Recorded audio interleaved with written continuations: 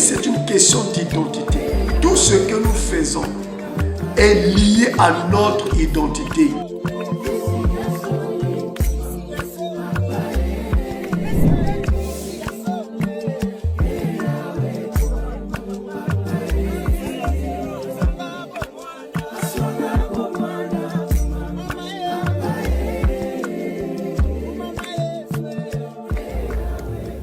Bonjour, chers amis, serviteurs, servantes de Dieu, enfants du royaume. Nous voici encore dans notre cadre approprié, appelé Chemin de la vérité, une émission d'édification, une émission d'enseignement, une émission de prière, une émission où nous voulons découvrir les vérités de la parole de Dieu. Alors, c'est votre homme serviteur, le pasteur Roch Didier Bouiti, leader de l'église de Christ, la Main de l'Éternel, située au Château d'Eau, dans la rue Saint-Jean-Apôtre, au numéro 8, derrière l'armée du salut. Alors, nous continuons avec notre thème, le thème si riche, le thème si important que nous avons commencé depuis les premiers numéros, intitulé « Le changement d'identité ». Alors, dernièrement, nous avons défini c'est quoi l'identité. Je reviens sur cela afin que nous puissions bien comprendre. L'identité, c'est quoi? J'avais dit l'identité, c'est l'ensemble des caractères attribués à une personne et qui influencent son comportement et les relations sociales. Je réponds, l'identité, c'est l'ensemble des caractères attribués à une personne qui influencent son comportement et l'ensemble des relations sociales. Donc, vous devez retenir que le caractère, c'est quoi? Pour faire une analogie avec l'identité. Le caractère, parce que nous avons dit l'identité, c'est l'ensemble des caractères. Finalement, c'est quoi le caractère? Le caractère, c'est un cachet. Le caractère, c'est un tampon. Le caractère, c'est une marque que l'on met sur quelqu'un. Et cette marque a de l'incidence dans la vie de la personne. Cette marque contrôle la destinée de la personne. La personne ne peut pas s'en passer de cette marque qu'on a mise sur la personne. Je prends un exemple. Il y a plusieurs jus. Nous avons le jus appelé Coca. Nous avons le jus appelé Fanta. Nous avons le jus appelé Pulpe Orange et que sais-je encore. Alors, lorsque l'on veut identifier tous ces jus-là, c'est par rapport à leur nom, c'est par rapport à leur marque, c'est par rapport à leur label. Si on veut savoir que non, ça c'est le Coca, c'est par rapport au nom et par rapport à la couleur de ce jus-là. Du coup, on saura ça c'est le Coca. On saura ça c'est le Fanta. On saura ça. Donc, la vie de la personne est influencée par la marque qui est mise sur elle. Et cette marque-là, c'est l'identité. Cette marque, c'est l'identité. C'est pourquoi nous martelons là-dessus, afin que chaque personne connaisse quelle est la révélation de son identité. Quelle est la portée de son identité? Et nous avons dit que l'identité cache la destinée de la personne.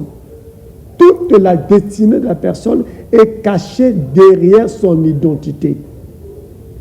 Toute la destinée de la personne est cachée derrière son identité. Dernièrement, nous avons vu l'histoire de Abigail et son mari Nabal. Abigail et son mari Nabal. Abigail qui signifie sage. Abigail qui signifie intelligent. Et nous avons vu comment elle s'est comportée intelligemment pour se débarrasser de la mort, pour s'échapper de la mort. Mais son mari Nabal qui signifie fou, et nous avons vu comment la folie l'a conduit à la mort. C'était un homme très riche, fort riche, mais malheureusement, il est mort avant le temps. À cause de quoi? À cause de son identité. Son identité qui lui a joué un tour. son identité qu'il a connue dans une folie et automatiquement la mort s'en est suivie. Donc, chers amis, nous devons savoir que l'identité influence la destinée de la personne. Alors aujourd'hui, nous voulons parler d'un personnage biblique. Un personnage biblique qui avait une destinée glorieuse, une grande destinée, mais à cause de son identité, elle a subi des influences négatives. Jusqu'à ce que Dieu lui a fait grâce de connaître un changement d'identité et pour rentrer maintenant dans sa destinée prophétique. Alors, nous ne sommes pas d'abord sur le changement, mais nous sommes d'abord en train de parler sur l'identité. Pour que nous puissions comprendre qu'est-ce qui est caché dans ton identité et qu'est-ce que tu dois faire pour t'en échapper. Qu'est-ce que tu dois faire pour t'en échapper? Donc, nous ne sommes pas encore sur le changement, mais nous sommes d'abord sur l'identité. Alors, nous voulons parler aujourd'hui de Jacob. Nous voulons parler aujourd'hui de Jacob. Nous connaissons ce personnage biblique. Nous connaissons Jacob. Mais nous voulons parler de lui, de son identité, de tout ce qu'il a connu et qu'est-ce que Dieu a fait pour que Jacob rentre dans sa destinée prophétique. Alors, nous voulons parler pour le moment de sa naissance. Nous voulons parler de sa naissance. On va parler de beaucoup de points concernant Jacob. On parle d'abord de sa naissance. Nous sommes dans Genèse chapitre 25, versets 19 à 26. Que nous dit la Bible? Genèse 25, 19 à 26. Il est écrit: voici la postérité d'Isaac, fils d'Abraham. Abraham engendra Isaac. Isaac était âgé de 40 ans quand il prit pour femme Rebecca, fille de Bethuel, l'Amaréen, de Padam-Padaram, et sœur de Laban, l'Araméen. Isaac implora l'Éternel pour sa femme, car elle était stérile, et l'Éternel l'exauça. Et Rebecca, sa femme, devint enceinte. Les enfants se heurtaient dans son sein, et elle dit: s'il en est ainsi, pourquoi suis-je enceinte? Elle alla consulter l'Éternel. Et l'Éternel lui dit: deux nations sont dans ton sein, et deux peuples se sépareront au sortir de tes entrailles. Un de ce peuple sera plus fort que l'autre, et le plus grand sera assujetti au plus petit. Verset 24. Les jours où elle devait accoucher s'accomplissant, et voici, il y avait deux jumeaux dans son ventre. Verset 25. Le premier sortit entièrement roux comme un manteau de poil, et on lui donna le nom de Saoul. Verset 26.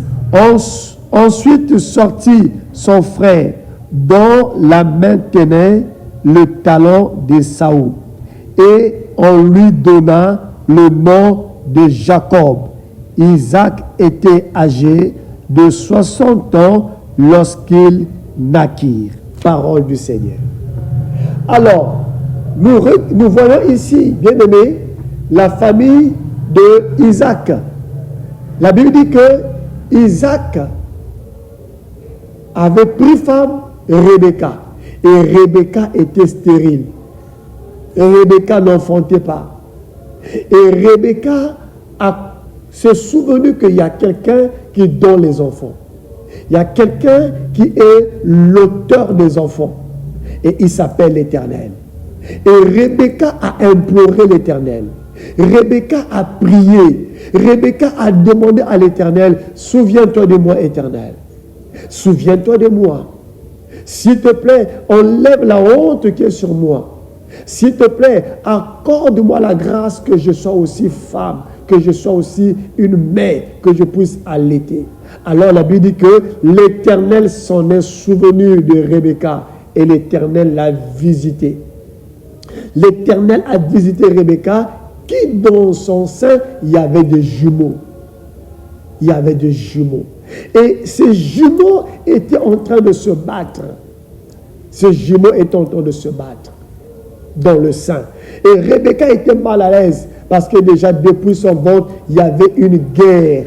Il y avait une bataille, il y avait une lutte acharnée dans son ventre. Regardez bien aimé, quand les enfants dans leur ventre se battent, ce n'est pas facile pour une mère. Et Rebecca a dit, mais pourquoi ça, Seigneur? Pourquoi tu as permis cela? Il était mieux que je reste comme ça, sans enfant. Pourquoi cette souffrance? Alors Rebecca est allée consulter le Seigneur. Le Seigneur lui dit, Rebecca, il y a deux nations dans ton sein. Il y a deux nations dans ton sein. Il y a deux peuples qui se sépareront à leur naissance. Deux nations et deux peuples. Alors les jours où, et avant d'arriver là, la Bible dit que l'aîné sera assujetti à son frère.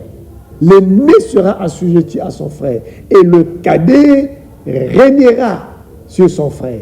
Le cadet va trôner, sera plus grand par rapport à son frère. Donc, on nous dit déjà la destinée de ces deux enfants. On nous parle de la destinée de ces deux enfants. On dit que le cadet sera grand, mais il sera assujetti. Le cadet régnera, mais il sera assujetti. Mais plutôt, l'aîné sera assujetti. Et le cadet sera plus grand par rapport à son aîné.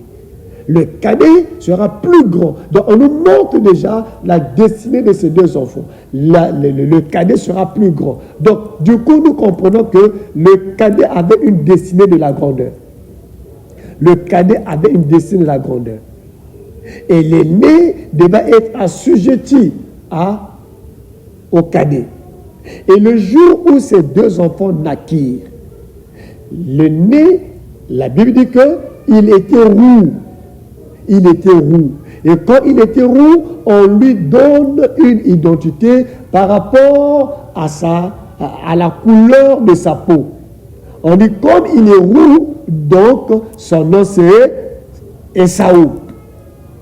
Comme il est roux, son nom c'est Esaü. Ce n'est pas Dieu qui a dit que vous devez lui donner le nom de Esaü parce qu'il est roux. C'est eux-mêmes les parents. Par rapport à la couleur de la peau de l'enfant. Ils ont dit, c'est Esaü. Et le cadet, quand il est sorti, tenant le talon de son grand frère, on lui dit, oh celui-là, il s'appelle Jacob. Il s'appelle Jacob. Mais ce n'est pas l'Éternel qui a dit que cet enfant, vous devez lui donner le nom de Jacob. Suivez très bien, nous sommes en train de parler sur l'identité. L'identité. Alors, on a donné le nom de Jacob à cet enfant à qui la destinée est grande, à qui Dieu a réservé une grande destinée. On lui donne le nom de Jacob. Mais qu'est-ce que Jacob signifie? Est-ce que Jacob est en corrélation avec sa destinée? Est-ce que l'identité qu'on a donnée à cet enfant travaille pour sa destinée? Ou bien cette identité est un frein pour la destinée de cet enfant à qui la grandeur y est? Jacob signifie, les amis, Jacob signifie usurpateur. Jacob signifie menteur. Jacob signifie supplanteur. Jacob signifie voleur. C'est-à-dire une personne qui est là à mentir toute sa vie. Une personne qui est là à supplanter la place des autres toute sa vie. Une personne qui est là à jouer de coups bas aux autres. Une personne qui est là à emmener le chagrin là où il vit dans ses relations, emmener le chagrin. Mais est-ce que la destinée de Jacob c'était ça? Non, ce n'était pas sa destinée. Jacob était destiné à la grandeur. Jacob était destiné à régner. Mais on lui colle l'identité de menteur, l'identité de surplanteur, l'identité de bien-aimé, de quelqu'un qui emmène le chagrin. De quelqu'un qui emmène le chagrin. C'est ainsi que, bien-aimé, nous allons voir maintenant comment cette identité de Jacob commençait à se manifester. Donc, la manifestation de cette identité. La manifestation de cette identité de Jacob, c'est-à-dire supplanteur, c'est-à-dire menteur, c'est-à-dire quelqu'un qui amène le chagrin. Quelqu'un qui amène le chagrin. Nous allons lire nous sommes toujours dans Genèse, nous allons lire, bien aimé, nous allons lire on lit d'abord le verset, nous sommes au verset, chapitre 25, verset 27 à 34. Toujours Genèse 25, verset 27 à 34. Qu'est-ce que dit la Bible? Genèse 25, verset 27. Ces enfants grandirent. Écoutez très bien, les enfants ont grandi. Les enfants ont grandi. Lorsque les enfants étaient petits, on ne voyait pas encore la manifestation de l'identité. Mais ce n'est que quand les enfants grandissent. Donc, il y a toujours un temps où l'identité commence à prendre l'ampleur sur la vie de la personne. L'identité commence à réclamer ses droits dans la vie de la personne. La personne peut pour elle vivre, la personne peut grandir, la personne peut travailler, la personne peut se marier, il n'y a pas de problème. Mais il y a un temps où les choses vont commencer à changer, à basculer. Et la Bible dit que les enfants grandirent. Les enfants grandirent. Et Saoul devint Saoul devint un habile chasseur, un homme des champs. Mais, il y a une opposition. Mais, Jacob fut un homme tranquille, qui restait sous les tentes. Un homme tranquille qui restait sous les tentes. Donc, quelqu'un qui restait seulement à la maison. Quelqu'un qui restait seulement au pied de sa maman. Quelqu'un qui restait seulement dans la cuisine. Mais attends, est-ce que quelqu'un qui est appelé à la grandeur peut rester seulement à la maison? Quelqu'un qui est appelé à la grandeur peut rester seulement dans la cuisine? Sa place n'est pas dans la cuisine. Sa place n'est pas là. Mais son identité est en train de l'appeler. Reste seulement là. Reste seulement là. Toi, tu vas usurper seulement. Reste seulement là. Toi, tu vas en profiter des autres. Pendant que son grand frère Esaü, un homme habile, un chasseur habile. Un chasseur habile. Mais lui, Jacob, il reste un homme de tente. Il reste seulement là. Il reste seulement là. Il est de sortie. Et beaucoup de gens sont comme ça. Pendant que les autres sont en train de sortir, lui, il est seulement là. Il reste seulement à la maison. On lui emmène à manger. On lui emmène tout. Les petits, lui emmène à manger. Lui, il reste seulement là à la maison. Pourquoi? L'identité est en train de réclamer. Pendant que les autres vont chercher, lui, il reste seulement là. Pendant que les autres se débrouillent, lui, il reste seulement là. Et quand on ne lui donne pas, il devient aigri. Il devient aigri. Non, vous ne partagez pas. Vous ne m'aimez pas dans cette famille. Mais tu dois te lever. Va chercher. Va travailler. Parce que le travail assure l'indépendance. Mais M. Jacob, il est toujours là. Au pied de sa maman. Il est toujours là dans la cuisine. Un homme de tente. Qu'est-ce que tu fais là? Tu es destiné à la grandeur. Tu es destiné à la grandeur. Nous continuons, les amis. Verset 28. Isaac aimait Esaü parce qu'il mangeait du gibier. Alléluia. Isaac aimait Esaü parce qu'il mangeait du gibier. Papa aimait Esaü. Papa aimait Esaü parce qu'Esaü lui emmenait à manger. Esaü faisait que papa se retrouve comme papa avait fait. Esaü sort et dès qu'il sort, il revient avec un gibier. Papa était content. Voilà mon fils. Voilà un homme. Voilà un homme. Mais la Bible dit, Rebecca par contre aimait Jacob. Quelle famille. Quelle famille. Quelle famille, les amis. Papa aimait Esaü. Pourquoi? Parce que Esaü mangeait. Parce que plutôt Isaac mangeait. Papa lui emmenait à manger. Donc il y avait un intérêt que papa trouvait dans cet enfant. Il y avait un intérêt. Bien aimé, la vie est faite des intérêts. La vie est faite des intérêts. Et Rebecca aimait Jacob. Pourquoi Rebecca aimait Jacob? Mais parce que Jacob aidait Rebecca dans ses travaux. Jacob aimait Rebecca, aimait qui? Jacob, parce que Jacob était toujours dans la cuisine. Comme maman disait, fais ceci, Jacob faisait. Va cela, Jacob faisait. Donc chaque parent, les deux parents trouvaient un intérêt dans tel ou tel enfant. Mais est-ce que la destinée de Jacob, c'est la cuisine? Non! Est-ce que la destinée de Jacob, c'est rester au pied de sa maman? Non! Non! Jacob, tu n'es pas là. Tu ne dois pas rester là. Maman Rebecca aimait Jacob. Maman Rebecca aimait Jacob. Papa Isaac aimait Esaü parce qu'il mangeait. Écoutons la suite, les amis. Quelle famille. Et ces familles-là, ça continue jusqu'à aujourd'hui. Il y a des familles comme ça.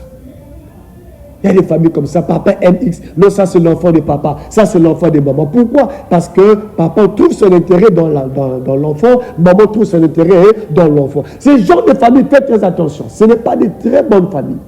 Parce que ça mène des combats dans la famille. Ça mène des déchirements dans la famille. Ça mène des rébellions dans la famille. Les enfants ne vont plus s'aimer. Il ne faut pas qu'il y ait des penchants. Tous les enfants, papa, tu dois les aimer. Tous les enfants, maman, tu dois les aimer. N'ayez pas de penchants. N'ayez pas de penchants dans la famille. Sinon, vous allez détruire la famille. Vous allez détruire la famille. Vous allez voir que ces enfants vont réagir négativement. Il y aura une blessure intérieure dans tel ou tel enfant à cause de votre attitude, chers parents. Nous allons voir la famille de Jacob. Nous sommes là dans la famille de Jacob. Nous sommes de la famille de Jacob. Une famille qui a la promesse. Une famille sur qui Dieu a dit je bénirai. Une famille, mais vous allez voir le comportement. Le déchirement de la famille. Alléluia. Gloire au Seigneur. Alors, le verset 30, verset 29. Comme Jacob faisait cuire un potage, Esaü revint des champs, accablé de fatigue. Et Esaü dit à Jacob, laisse-moi, je te prie, manger de ce roux-là, car je suis fatigué. C'est pour cela qu'on a donné à Esaü le nom de Dom. Verset 31. Jacob dit, vends-moi aujourd'hui ton droit d'aînesse. Ça commence. Regardez ce jour-là, le pauvre Esaü, il va à la chasse, il ne trouve rien. Et quand il revient à la maison, c'est celui qui restait dans la cuisine, qui était en train de faire un potage, qui était en train de préparer les légumes. Il était en train de préparer les légumes. Où est-ce qu'il a trouvé les légumes? Parce qu'il n'est pas cultivateur. Où est-ce qu'il a trouvé les légumes? Parce que lui ne travaille même pas. Assurément, c'est maman qui lui a amené cela. Assurément, c'est maman qui lui a amené. Donc, il apprend déjà à cuisiner. Pourquoi? Parce qu'il reste trop au pied de qui? Au pied de maman. Alléluia. Il commence à faire un potage, c'est-à-dire il commence à préparer les légumes. Il prépare les légumes. Sans viande, parce que lui, la viande, ce n'est pas son partage. C'est son frère qui emmène la viande.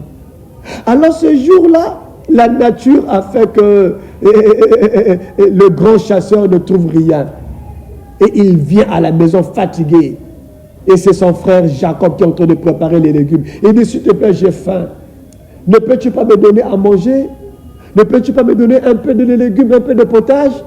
Alors Jacob en profite. Écoutez maintenant, le prophète situationniste, l'usurpateur, le menteur, le voleur, Écoutez ce qu'il dit maintenant. Comme l'autre est en position de faiblesse, alors lui maintenant, il veut utiliser cette faiblesse pour pousser le pion. Qu'est-ce qu'il dit? Il dit, vends-moi aujourd'hui ton droit d'aînesse. Vends-moi ton droit d'aînesse. Depuis quand on vend le droit d'aînesse? Depuis quand on vend le droit d'aînesse? Alors Esaü dit, Esaü répondit, voici, je m'en vais mourir. À quoi me sert ce droit d'aînesse? Monsieur Esaü, à cause de la faim, je m'en vais mourir. Est-ce que la faim va te tuer? La faim va te tuer, Esaü? La faim va te tuer. Je m'en vais mourir. Vends-moi ton droit d'aînesse. Vends-moi ton droit d'aînesse. Verset 33. Et Jacob dit, jure-le-moi d'abord. Il le lui jura et il vendit son droit d'aînesse à Jacob. Alors Jacob donna à Esaü du pain et du potage de lentilles. Il mangea et but, puis se leva et s'en alla. C'est ainsi qu'Esaü méprisa le droit d'aînesse. Amen. Esaü a méprisé le droit d'aînesse par rapport à la ruse. La ruse de qui? De Jacob. Alléluia. Le rusé. Le rusé. Jacob le rusé. Donc il gagne grâce à la ruse. Il grâce à la ruse. Est-ce que c'est comme ça que Dieu veut le bénir? Est-ce que c'est comme ça que Dieu veut l'élever par la ruse? Est-ce que c'est comme ça que Dieu veut l'amener à la grandeur par la ruse? Non, en fait, ce n'est pas de sa faute. C'est l'identité qui est en train d'influencer son comportement. Alléluia. L'identité qui est en train d'influencer son comportement. Chers amis, nous devons savoir que l'identité influence le comportement, j'ai dit, non pas seulement le comportement, mais aussi les relations sociales. Alléluia. Alléluia. Alléluia. Donc pour aujourd'hui, j'aimerais m'appesantir, m'arrêter par là, en disant, bien aimé dans le Seigneur, que Jacob est destiné à la grandeur. Son nom, c'est la grandeur, mais l'identité qu'on lui donne de Jacob est un frein à sa destinée. L'identité qu'on lui donne est un frein à sa destinée. Nous allons comprendre dans le prochain numéro que qu'est-ce qui s'est passé là où il était parti, parce qu'après il a quitté la maison de son père. Et là où il va, ce sont les mêmes choses. C'est toujours la même ruse qui le poursuit. Ça, c'est dans le prochain numéro. Mais pour aujourd'hui, regardez. Il reçoit les droits d'aînesse à cause de la ruse. À cause de la ruse. Mais ce n'est pas le chemin que Dieu avait réservé pour lui. À cause de la ruse. Alléluia. Donc, j'aimerais dire à quelqu'un, tu peux naître, on te donne une identité. Et souvenez-vous que l'identité, ce n'est pas soi-même qui se la donne, mais c'est d'autres personnes qui te donnent l'identité. C'est d'autres personnes qui te donnent l'identité. Et toi, tu subis cette identité. Et quand tu nais, à un âge donné, tu ne vois encore rien. Tu ne vois pas les répercussions de cette identité. Tu ne vois pas les retombées de cette identité. Mais c'est arrivé à un âge donné, à un moment donné, à une saison donnée, où l'identité va commencer maintenant à réclamer ses droits sur toi. L'identité va commencer à réclamer ses droits sur toi. Voilà pourquoi, bien aimé dans le Seigneur, il faut demander, il faut rentrer, il faut chercher la révélation de son identité. Seigneur, quelle est la révélation de mon identité? Quelles sont les informations qui sont cachées dans mon identité? Quels sont les éléments qui sont cachés dans mon identité? Afin de pouvoir chercher la délivrance sur son identité. afin de chercher le brisement sur son identité, afin de chercher le changement sur son identité. Sinon, mon frère, sinon ma soeur, bien-aimé dans le Seigneur, vous allez dire que Dieu ne m'aime pas. Parce que j'écoute cela, beaucoup de gens disent, oh Dieu ne m'aime pas. Et pourtant je prie, et pourtant je sers Dieu, mais les choses ne sont pas de mon côté. Les choses ne marchent pas. Quelle est ton identité? La vie est identitaire. La vie, c'est un problème d'identité, bien-aimé. C'est pourquoi vous avez vu, même Jésus à sa naissance, ce n'est pas Joseph ou bien Marie qui lui ont donné le nom. Non, c'est le ciel qui a dit, l'enfant qui naîtra, vous lui donnerez le nom de Jésus.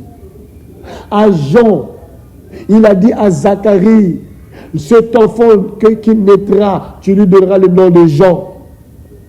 Parce que c'est une marque, bien-aimée. Et la marque, elle est indélébile. La marque, bien-aimée, c'est une influence. Ça accompagne toute la destinée de la personne. C'est pourquoi il faut chercher la révélation de son identité afin de marquer une pause pour rentrer dans la délivrance de son identité, c'est-à-dire le changement de son identité. Nous allons comprendre comment on change l'identité. Ce n'est pas que nous allons à la mairie et pour dire que non, moi je ne suis plus Bouiti, donnez-moi maintenant le nom de Massamba, donnez-moi le nom de Poitiers. Ce n'est pas la mairie, bien-aimé. Ce n'est pas la mairie, ça ne se passe pas à la mairie, vous allez comprendre. Ça ne se passe pas à la mairie. Parce que ce n'est pas la mairie qui donne à quelqu'un l'identité. Ce n'est pas la mairie qui donne à quelqu'un l'identité. Ce sont les parents qui donnent l'identité. Ce sont les parents qui donnent l'identité. Donc, il faut chercher un père qui est au-dessus du père physique afin de te donner l'identité qui est au-dessus de l'identité que les parents physiques t'ont donnée. Alléluia. Ça, c'est la révélation que nous allons voir prochainement. Voilà, chers amis, nous sommes arrivés à la fin de ce numéro. Je suis en train de vous rappeler que la semaine prochaine, du 4 juillet au 7 juillet, nous avons un grand séminaire. Un grand séminaire qui aura lieu à l'église de Christ, la Mère de l'Éternel, située au numéro 8 de la rue Saint-Jean, apôtre Château d'Eau, derrière l'église Armée du Salut, en diagonale avec l'école Machoua, l'école primaire Machoua. Le séminaire a pour thème toujours le changement d'identité. Venez découvrir, bien-aimés, la richesse qui est cachée dans cet enseignement, afin que votre vie change et afin que vous ne puissiez plus être victime de votre identité, mais que vous puissiez rentrer dans votre identité prophétique, parce qu'il y a une identité prophétique qui est réservée pour toi. Voilà, chers amis, nous sommes arrivés à la fin, nous allons prier. Mon numéro, avant de prier, mon numéro, c'est le 06 622 78 59. 06 622 78 59. Mon WhatsApp, 05 672 49 77. 05 672 49 77. Deuxième WhatsApp, 05 022 69 37. 05 022 69 37. Écrivez-moi et nous allons prier avec vous, même en ligne. Père éternel, nous te bénissons pour ce moment que nous avons partagé avec tes enfants.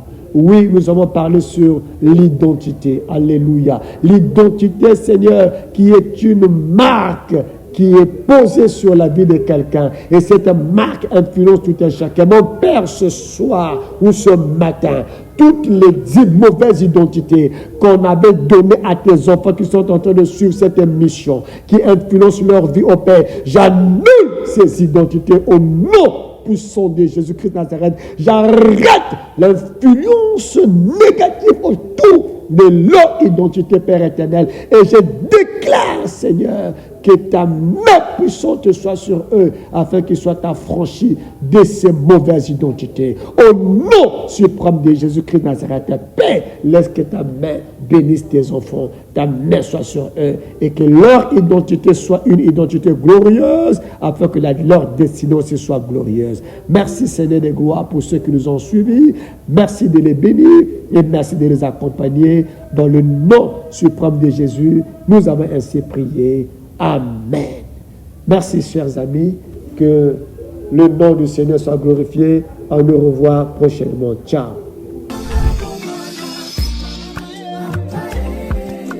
La vie, c'est une question d'identité. Tout ce que nous faisons est lié à notre identité.